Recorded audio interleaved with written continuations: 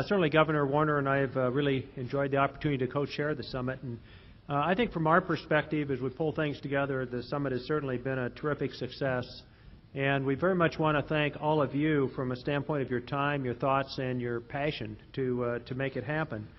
I think throughout yesterday and today, we clearly heard a case that nobody can deny that we are in a crisis, that our world position in providing quality education is slipping and is likely to keep slipping if we allow the status quo to continue, that we have to reverse this trend, or the United States runs the risk of not only becoming a declining power, but some fear a second-tier power sooner than what we might think.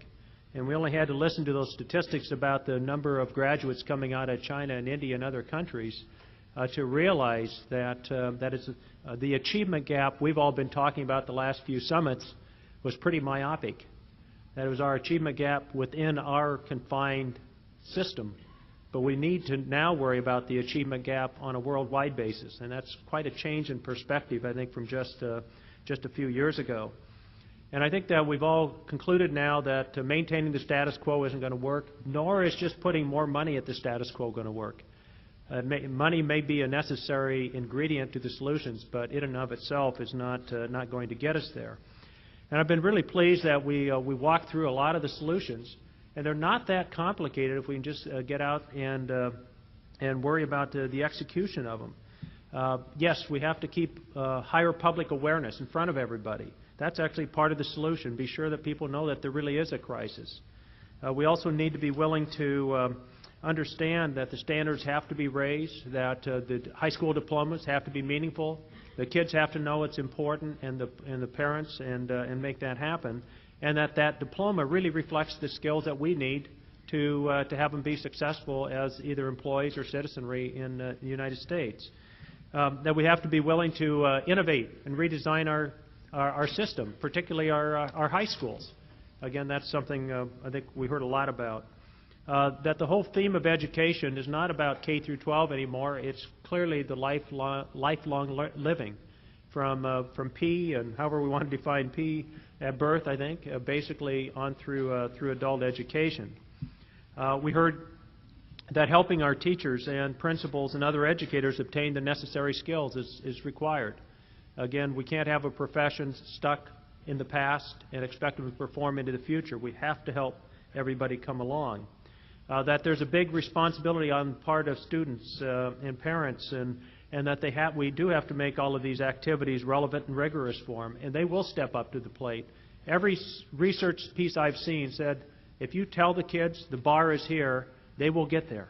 You tell them the bar is here, they will get there.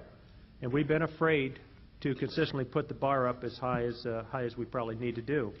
And I think we've also figured out that just maintaining dogged determination is absolutely critical through here.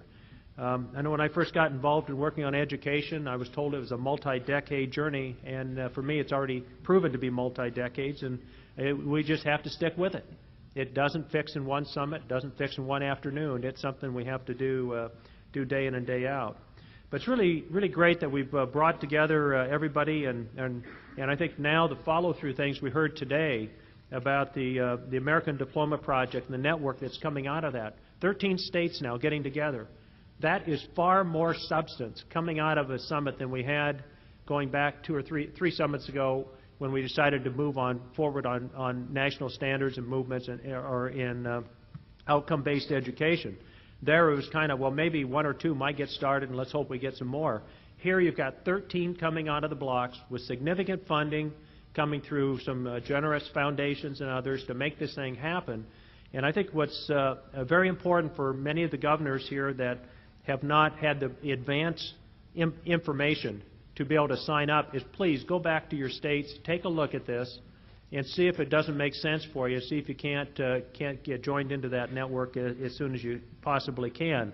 I think it will be a great thing for all the states that get there.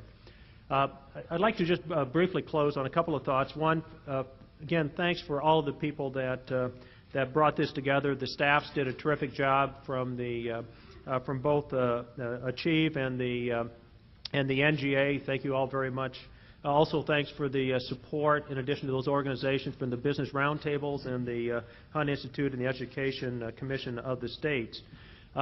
It's now time for us to go back into our states and try to make all this happen. For the governors, I mean, you have the advantage for all of us that you are the leaders, and everyone's going to be looking to you. So you have tremendous power from that position of leadership, and very importantly, the bully pulpits that you can speak from. Yeah, you may not control every resource and every constituency in your states, but everybody is going to look to the governor to be the leader in education. And I certainly hope that you use that bully pulpit wisely. For the business community, and I think Art mentioned that very, very well, we are here to do whatever ground cover we can do for the governors and others to help keep this issue in front of the people and to try to make it something very important. We have the capability to let that information to all of our employees throughout the areas. We have the potential to make that important information for our customers and others that we interact with. And certainly I hope that the national as well as the state business roundtables get behind this and really try to keep this at a key agenda item for them. And certainly for all the educators out there, we look for your help in being change agents and helping share the best practices as we move forward. I think for each of us as we go back, I guess I'd ask you to think about just a couple of things. You know, if not you, who's going to do this? And, you know, if not now, when? And if not, is the crisis going to go away? And I just suggest that the country's future is literally in the hands of the people in this room. And I just encourage all of you to use that power extraordinarily wisely. Thanks. I think with that, I'll turn it back to Governor Warner.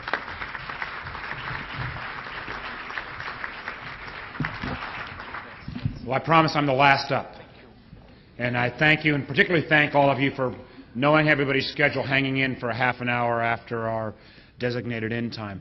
Very brief comments. Thanks again to the staffs from all of the organizations, NGA, Achieve, the Business Roundtable, ECS, the Hunt Institute, for making this possible, for not only all of the participants but the observers who have been through this process. A couple of quick comments. One thing that was remarkable was the amount of unanimity there was in terms of recognizing this was a problem, recognizing we got to raise standards, recognizing it's going to take more than nibbling around the edges to get it done. Great news there. Where are some of the challenges? Taking all of these great ideas to scale, and whether it's through the American Diploma Project, whether it's through the very generous $42 million and growing amount from the foundations to help implement these changes, I think we've got a tool. The action agendas that were worked on at lunch, we will be monitoring and want to be back to you on a regular basis on seeing action in your respective states.